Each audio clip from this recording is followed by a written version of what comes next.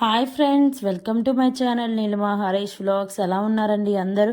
మేమైతే చాలా బాగున్నాం ఫ్రెండ్స్. మీరందరూ కూడా బాగుండాలి మనస్ఫూర్తిగా కోరుకుంటున్నా అండి. ఈరోజు సండే కదా, అందరికీ హ్యాపీ సండే అనమాట.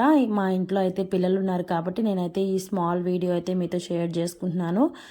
వీడియో చివరి వరకు చూసి నచ్చితే ఖచ్చితంగా ఒక చిన్న లైక్ అయితే ఇచ్చేసి నా ఛానల్ సపోర్ట్ చేయండి.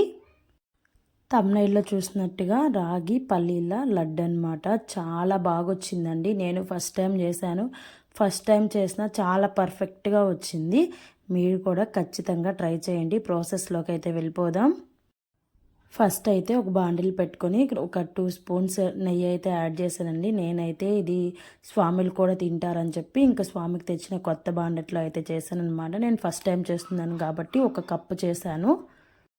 నేను 1 కప్పు రాగిపిండి అయితే తీసుకొని ఇలా 2 స్పూన్స్ నెయ్యి అయితే వేసుకొని బాగా ఒక మంచి ఫ్లేవర్ వస్తుందన్నమాట. మనకి వేయించుతుండగానే మంచి ఫ్లేవర్ వస్తుంది. అప్పుడైతే స్టవ్ ఆఫ్ చేసేసుకోవాలి. కలుపుతూ ఉండాలండి. అప్పుడే మొత్తం మనకి పిండి మొత్తం బాగా వేగుతుంది. లేకపోతే పైది అలాగే ఉండి కిందది మాత్రమే మాడిపోతుంది అనమాట. తర్వాత నేను 1 కప్పు పల్లీలు అయితే తీసుకొని ఇలా మిక్సీ జార్లో అయితే వేసుకొని మిక్సీ పట్టేసుకున్నానండి. బరకగా అయితే పట్టుకోవాలి. నేను అందుకే ఒక 2 పల్స్ అయితే ఇచ్చేసాను. ఇలా మిక్సీ పట్టుకున్న పల్లీల పొడిని ముందుగా మనం రాగి పిండి వేయించి పెట్టుకున్నాం కదా, దాంట్లో అయితే వేసేసి 2 పిండిల్ని బాగా కలిసేటట్టు కలుపుకోవాలి. ఒక 5 మినిట్స్ బాగా కలుపుకుంటే 2 పిండిలు అయితే మిక్స్ అయిపోతాయి. బాగా మిక్స్ చేసిన తర్వాత ఇంకా పక్కన పెట్టేసి నేనైతే బెల్లాన్ని అయితే నైఫ్ తోటే బాగా తురిమి పెట్టుకున్నాను అండి. కొలతలు వేసి అయితే చేస్తున్నాను అనమాట. ఇప్పుడు 2 కప్పులు అయింది కదా, ఈ పిండి వచ్చేసి నేను దీనికి 1.5 కప్ అయితే బెల్లం తీసుకున్నాను. ముందుగా మనం వేయించుకున్నాం కదా, ఆ బాండిట్లోనే బెల్లం అయితే వేసేసి కొంచెం నీళ్ళు పోసుకున్నానండి.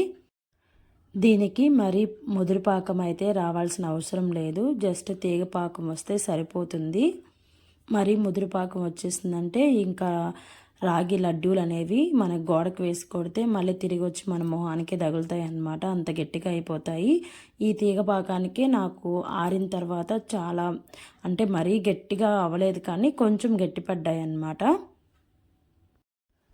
ఇలా బెల్లం మొత్తం కరిగి కొంచెం పాకం వచ్చిందాక కలుపుతూ ఉండాలి. ప్రాసెస్ అయితే చాలా సింపులే, కానీ టేస్ట్ కూడా అదరహో అనిపించింది. కొంచెం సాల్ట్ వేసానండి. స్వీట్స్లో కొంచెం సాల్ట్ వేస్తే టేస్ట్ అనేది బాగుంటుంది. అలాగే 2 యాలకులు కూడా వేసాను. చూసారు కదా, మరీ గట్టి పాకం అయితే రాలేదు. నేనైతే ఆపేసానండి. కొంచెం చల్లారిన తర్వాత ఇలా ముందుగా కలిపి పెట్టుకున్న మనం రాగి పిండిలో అయితే వేసేసుకొని ఫస్ట్ స్పూన్తో అయితే కొంచెం కలుపుకొని తర్వాత మనం చేతితో అయితే బాగా కలిపేసుకొని ఇంకా మనం కొంచెం నెయ్యి అయితే చేతికి రాసుకుంటూ మనం లడ్డులాగా ముద్దలు కట్టేసుకోవాలండి. ఎక్కువ టైం అయితే ఏం పట్టదనమాట. రాగి పిండి చాలా మంచిదండి హెల్త్కి. అప్పుడప్పుడు ఇలా చేసుకొని తింటుంటే పిల్లలకి పెద్దలకి అందరికీ హెల్త్ బాగుంటుంది. ఖచ్చితంగా మీరు కూడా ట్రై చేయండి. మా ఇంట్లో వాళ్ళందరికీ చాలా బాగా నచ్చింది. మా స్వామి కూడా చాలా బాగుంది అని చెప్పారు. చూశారు కదా ఎంత బాగుందో. ఇదేనండి ఈరోజు వీడియో అయితే. సింపుల్ రెసిపీతో మీ ముందుకైతే వచ్చేసాను.